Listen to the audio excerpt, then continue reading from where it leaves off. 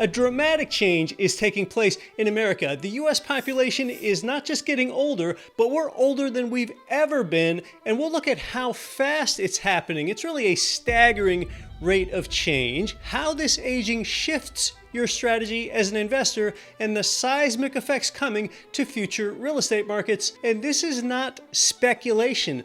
Demographics are baked in the cake. This will happen. Hi, I'm Keith Weinhold, Get Rich Education founder, Forbes Real Estate Council member, longtime real estate investor, and see my work in the USA Today. Older than we've ever been. Yes, you're older than you've ever been, and I am too. I soon want to show you the rate of change, but first, as we look at the median age by state, note that the Northeast has the highest median ages, along with Florida. Maine is the highest at age 45. That is up there with Italy and Greece. But here's what I want to focus on. This map, where the shift since the year 2000 is visible at the county level. Note how the colors have spread over time. Any county that's colored is considered older age, where more than 20% of their population is age 65 plus. Orange is metro, green is non-metro. In 2000, only a handful of counties had older populations spreading out from the middle of the country. By 2023, large swaths of the nation, especially in non-metropolitan areas, have crossed this threshold. Sheesh, Nebraska looks like a retirement brochure. As you look to identify the trend here though, what attracts younger people and workers are three things: cities, colleges, and natural resource extraction. Those three things generally lower and bring down the median age in a county. For example, the energy industry added a lot of younger workers to North Dakota, Texas, and Alaska. As a nation, we are aging due to lower birth rates and advances in longevity. Basically, it is because of fewer kids and more birthdays beats the alternative, I suppose. The global average age is 31. Now, over this same time span, 2000 to 2023, the US median age has increased from 35 up to 39, and it's expected to be 41 by 2050. That's all per the census. Now, that earlier map showed older age counties. This one conveys movement. It's a map of where retirees are moving, the counties that are attracting Americans ages 55 to 74 in big numbers.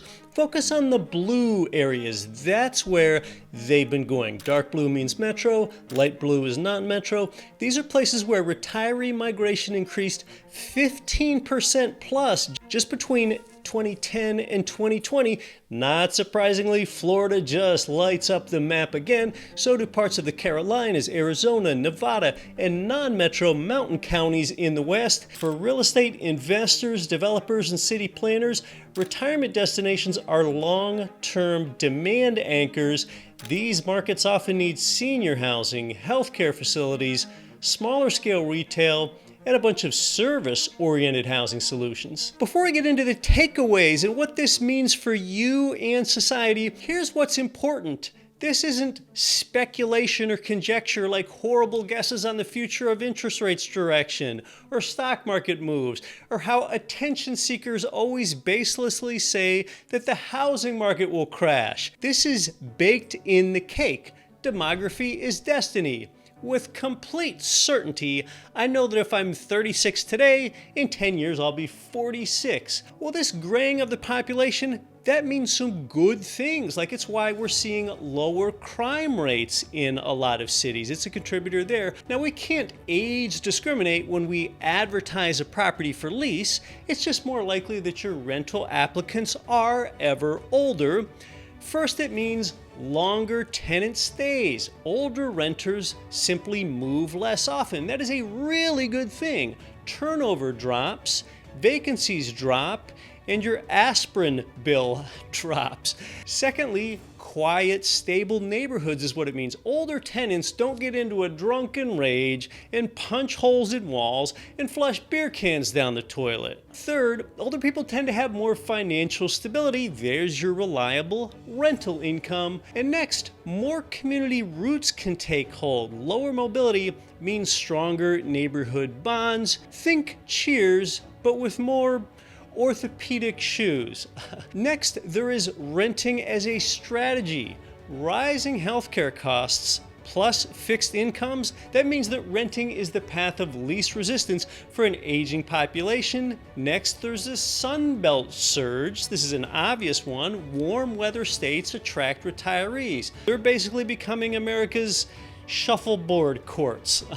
Now, young college students, they're the type of people that are just more likely to live communally, like two roommates, might even share one small dorm room together. But oppositely, older people value privacy more, and this is one reason for the rise in the popularity of single family rentals these past couple decades.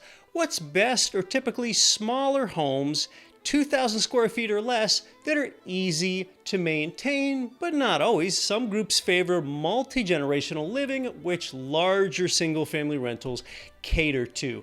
More tenants of every age, especially older ones, you know what they value? They really value the amenities of a yard and a garage. That's what you want to be giving them, not so much a pool and a clubhouse. Single-story living is often favored. I mean, a 65-year-old, they just don't want to climb the stairs with groceries. And though these trends are often good for real estate investors, it's bad for a lot of real estate related industries. I mean, lower mobility, that means fewer transactions. It reduces the sales volume for real estate agents, mortgage lenders, title companies, appliance companies, and furniture outlets.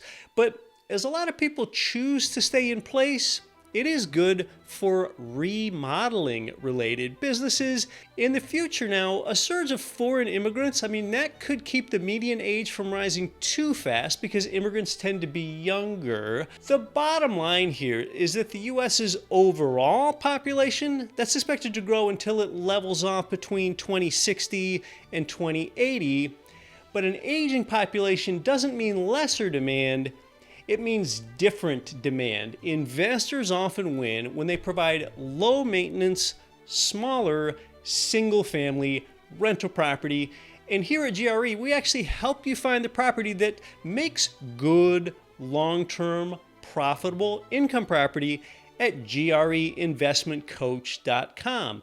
You can book a time with one of our qualified coaches completely free of charge because they keep up with the best deals nationwide. They're often changing. And no one truly knows the future, but in any economy, you're going to be better off with a rental income stream added to your life. It couldn't make you any worse off.